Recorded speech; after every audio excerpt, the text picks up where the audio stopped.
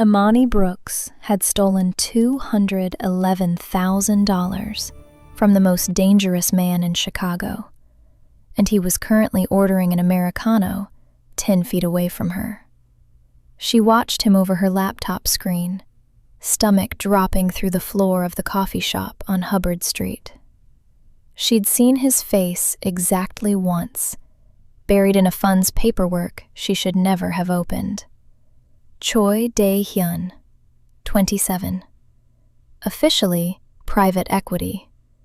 Unofficially, the reason certain men in this city crossed the street. Maybe it was a coincidence. Maybe he just liked River North espresso. Then he turned, looked directly at her, and smiled like a door locking. 8 months, he said, sitting down across from her without asking. $211,000. You have excellent taste in shell accounts, Miss Brooks. I don't know what you're talking about. You routed the last transfer through a server farm in Naperville. Sloppy. Or tired. He tilted his head, dark eyes cataloging her face like he was memorizing it for later. Which was it? Tired. She'd been so tired that night. 16 hours at her grandmother's bedside at Mercy, then home to Bronzeville to move money she'd convinced herself belonged to criminals who'd never miss it. She'd been right about the criminals part. If you were going to hurt me, she said slowly, you wouldn't do it in a coffee shop. Something shifted in his expression, interest sharpening into something warmer and far more dangerous. No, he agreed. I wouldn't do it at all. He slid a single sheet of paper across the table. Her name, her address on South Calumet, her grandmother's room number. Imani's throat closed, but she lifted her chin and stared him down, and Dae-hyun felt the ground under his organization tilt 3 degrees off its axis. People wept in front of him. People bargained. This girl looked at him like she was calculating his firewall. Here's your choice, he said. Repay me by Friday, or work for me until the debt clears. My security has holes. You found 11 of them. I want the woman who found them sitting where I can see her. Where you can see me. My office, my tower, my hours. He said it evenly, but his pulse wasn't even, and that annoyed him. He'd come to end a theft. He was staying because she smelled faintly of cocoa butter and printer ink and hadn't apologized once. And if I say no to both? You won't. He stood, buttoning his jacket. You're brilliant, Miss Brooks, but you're broke. And I'm the only man in Chicago offering to pay you for robbing him. He left a black business card beside her cold coffee. No company name, just an address on Wabash Avenue and a handwritten line beneath, ink still fresh, like he'd written it watching her walk in. Monday, 8 a.m. Don't make me come back for you. Imani hated that her heart was pounding. Dae-hyun, out on the sidewalk, hated that he already knew he would. The desk was bolted to the floor, 6 feet from his, and Imani was starting to suspect Choi Dae-hyun had measured the distance himself. 5 days she'd worked in the tower on Wabash Avenue. 5 days of floor-to-ceiling glass, silent men in gray suits, and a boss who ran a criminal empire the way other people ran spreadsheets. He never raised his voice. He never needed to.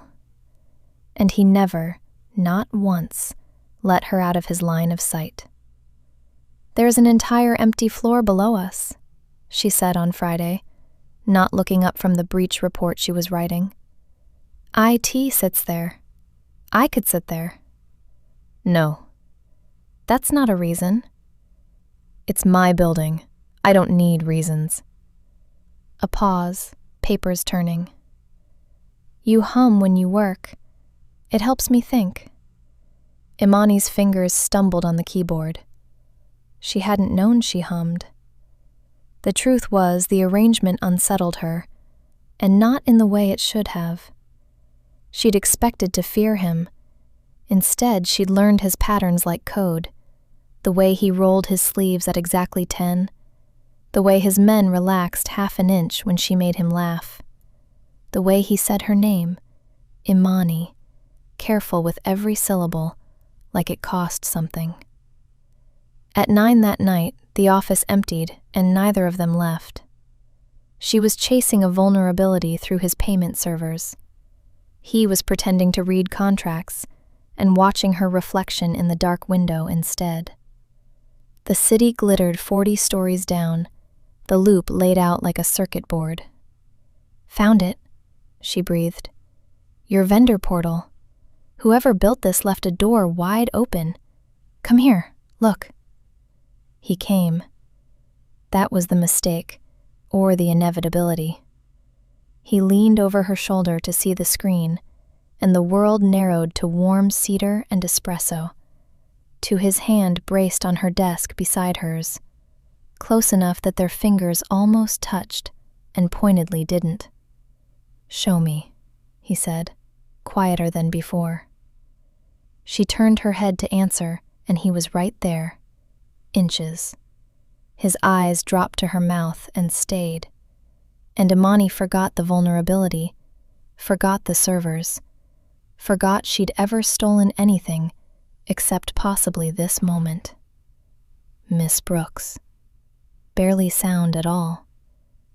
"You could try Imani. I've been here a whole week." "If I start," he said, "I won't stop." He wasn't talking about her name, and they both knew it. She swayed toward him a fraction of an inch, or maybe he did, gravity working out the details. The elevator chimed. Ji-woo, his second, stepped out with takeout bags and froze mid-sentence, reading the room in one horrified glance. Dae-hyun straightened without hurry, buttoned his jacket, and looked at Ji-woo the way winter looks at a late harvest. "Knock," he said, "from now on." "It's an elevator, sir." "Then knock on the elevator."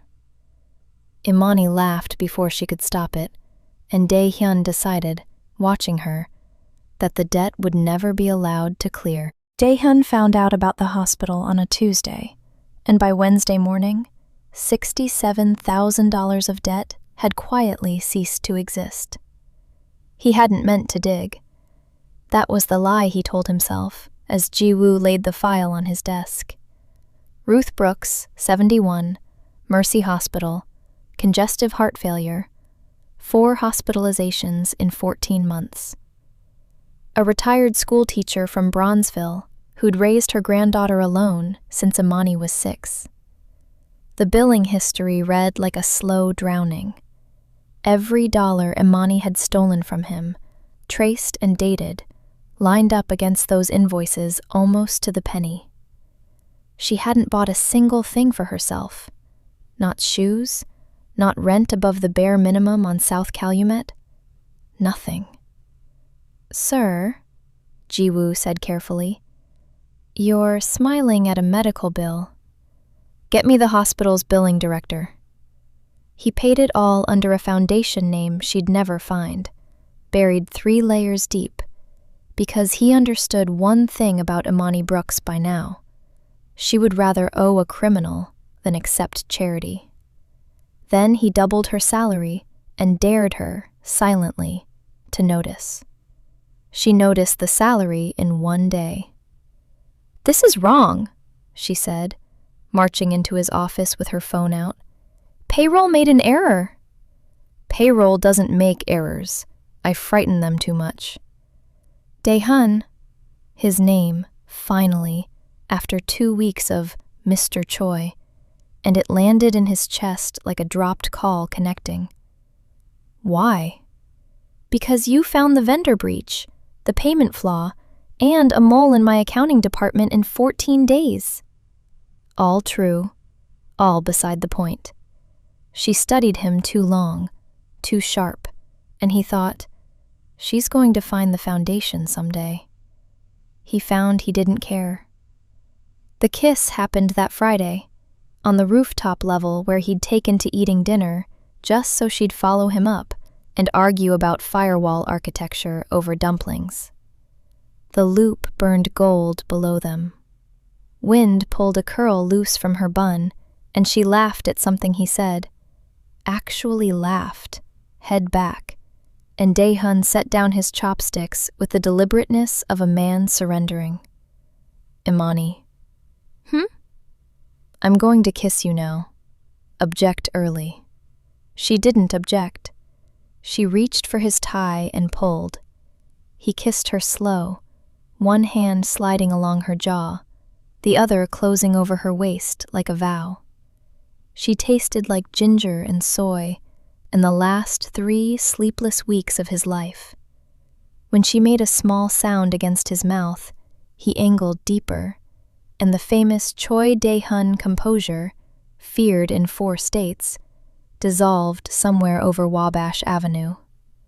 They broke apart, breathing hard. Her hands were still fisted in his tie. His thumb traced her cheekbone, back and forth, memorizing. That's going to be a problem, she whispered. No. He kissed her again, softer, sealing it. That's going to be permanent. 40 stories down, Chicago kept moving, unaware that its most careful man had just stopped being careful. Darius Webb had his hand on Imani's waist for exactly 4 seconds before the temperature in the ballroom dropped 10 degrees. The event was legitimate, a charity gala at the Peninsula on Superior Street, Choi Holdings written in tasteful gold on the donor wall. Imani wore green silk, and Dae-hyun had spent the evening pretending he could look at anything else. He was failing gracefully, mid-conversation with an alderman, when a man in a rented tux cut across the floor toward her like he had history. He did. 6 years of it. Mani, Darius grinned, pulling her into a hug she didn't return, palm settling low on her waist. Look at you, corporate. You don't answer my texts anymore. Because we're done, Darius. I told you that in March. The crew's not done. We've got something big moving, and nobody runs a system like you. He leaned closer, cologne and old familiarity. You really gonna waste yourself playing secretary for some suit? Security architect, said a voice behind him, calm as a signed contract. And she's the best in the city, so I'd take your hand off my date. Darius turned. Dae-hyun stood there with 2 glasses of champagne and an expression that made 3 separate security guards start drifting casually toward the corner of the room. Your date? Darius laughed. Imani, this you? She took one of the glasses from Dae-hyun's hand. Answer enough. We'll talk soon, Mani, Darius said, backing off with both palms raised, smile going thin. Business doesn't care who you're dating.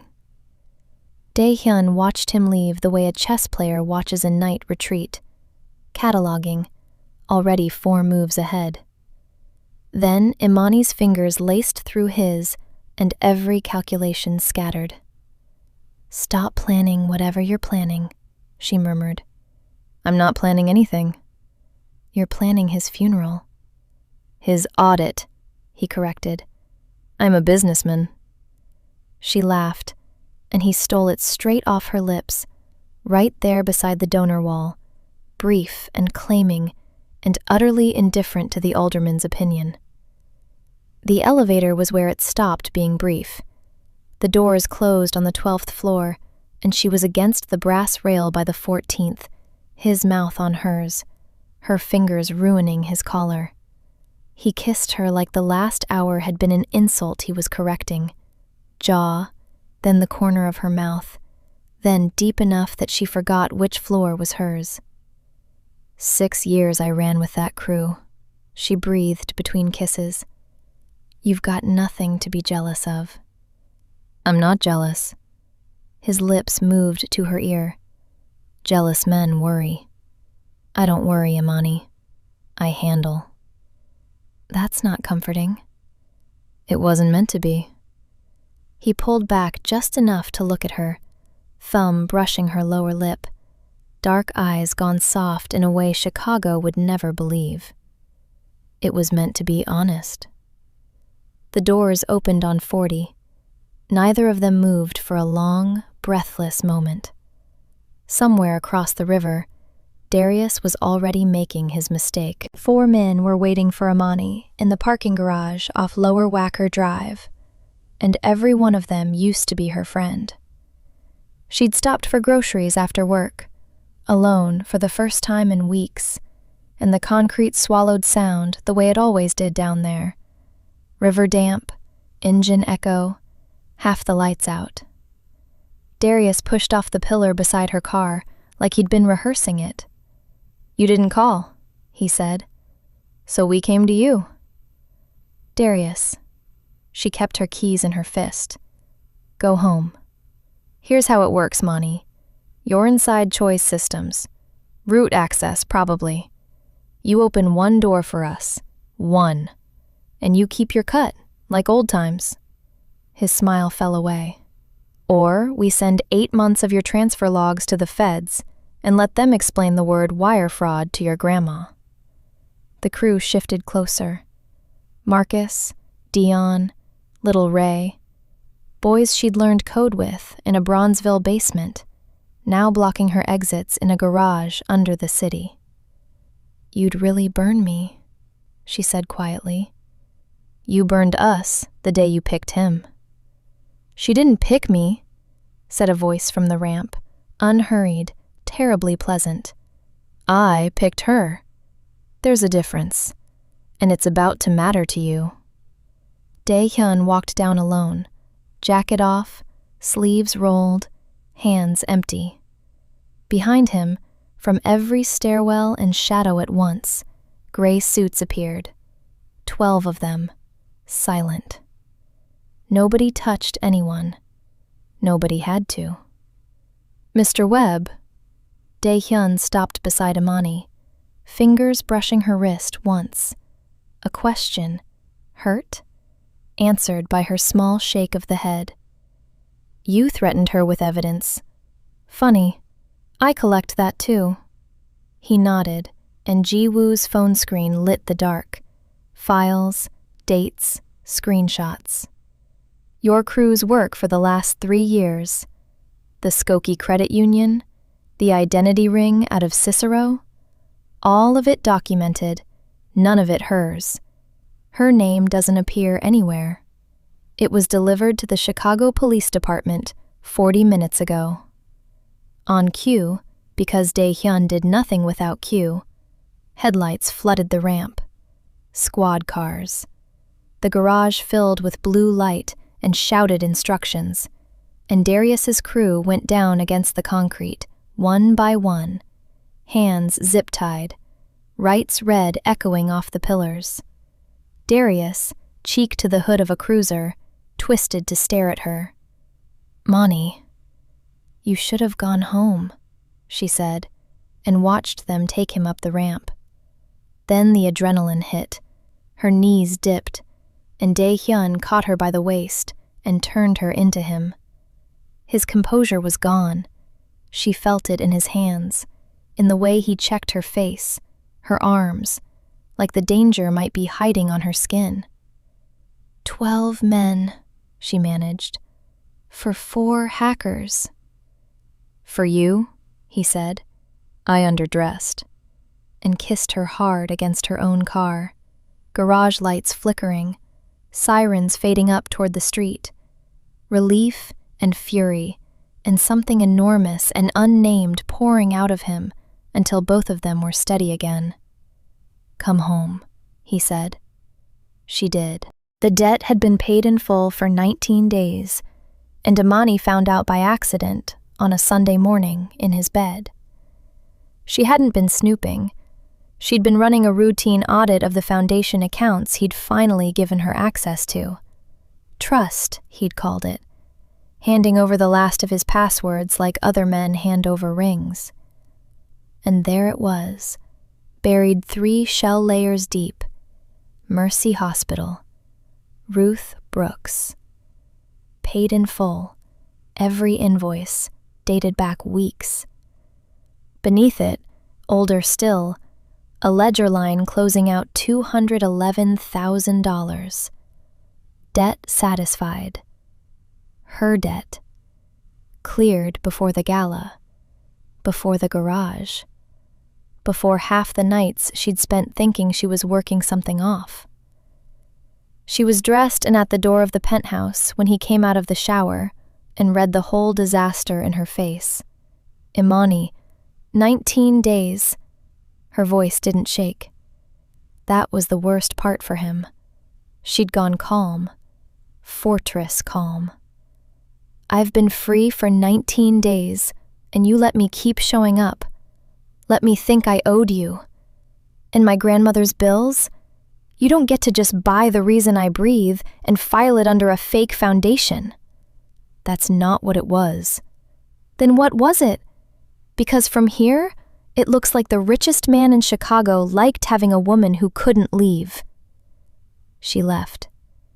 He let her get to the street, Michigan Avenue, slick and gray, rain coming down in cold sheets off the lake. Because Choi Dae-hyun had never once in his life chased anyone, and it took him 4 entire minutes to realize he was about to. He caught up to her at the Wabash corner. No jacket, no umbrella, soaked through in 30 seconds, and the sight stopped her cold. The most controlled man in the city, standing in traffic spray, breathing hard. You want the truth? He said. The truth is ugly. I cleared the debt the week I met your grandmother's file, because I couldn't stand what it meant, that you were only there because you had to be. And then I said nothing, because I was afraid. Rain ran down his face, and he didn't wipe it away. Afraid that a free woman walks. Everyone leaves what they don't owe. I know how to be feared, Imani. I don't know how to be chosen. The avenue rushed around them, buses and umbrellas and noise. You paid for her heart, Imani said unsteadily. I'd have paid for anything. She made you. He stepped closer, water dripping from his jaw, voice finally cracking open.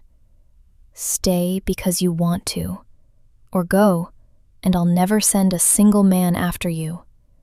But know that you're the only thing in this city I can't handle losing.